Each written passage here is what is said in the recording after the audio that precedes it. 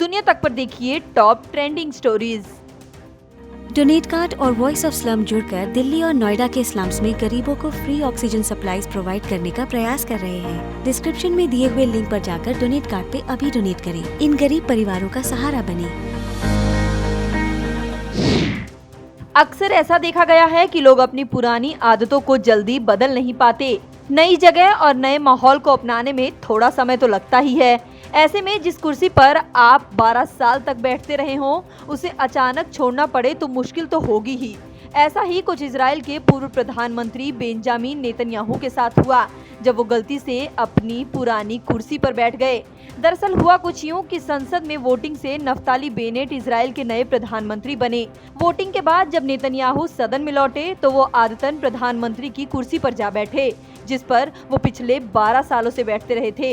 इसके बाद उन्हें स्पीकर ने याद दिलाया कि उन्हें अब प्रधानमंत्री की कुर्सी पर नहीं बल्कि विपक्ष की कुर्सी पर बैठना होगा। अब बात उस शख्स की जिसने कोरोना महामारी के दौर में बढ़ रहे मानसिक तनाव को दूर करने का नायाब तरीका ढूंढ निकाला। दरअसल जिस शख्स को आप स्क्रीन पर देख रहे हैं, उसने अमेरिका की मिशिगन झील में 365 दिनों तक रोज डाइव लगाने का अनोखा कारनामा कर दिखाया।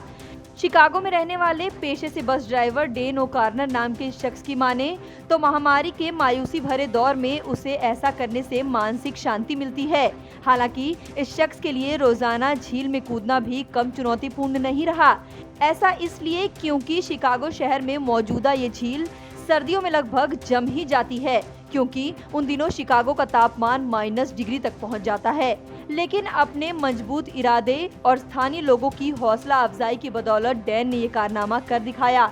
इस उपलब्धि के बाद सोशल मीडिया पर उनकी जबरदस्त चर्चा हो रही है। यूरोप के सबसे सक्रिय ज्वालामुखी माउंट एटना में सोमवार को एक बार फिर जबरदस्त विस्फोट हुआ। विस्फोट इतना भीषण था कि इसे पास के शहर जाफरानो से साफ साफ देखा जा सकता था। विस्फोट की तीव्रता का अंदाजा इस बात से भी लगाया जा सकता है कि जब विस्फोट हुआ तो उस वक्त ये आवाज 45 किलोमीटर दूर तक सुनाई दी। बता दें कि इटली के सिसिली द्वीप पर मौजूदा माउंट एटना सिर्फ इटली ही नहीं बल्कि पूरे यूरोप का सबसे बड़ा ज्वालामुखी है।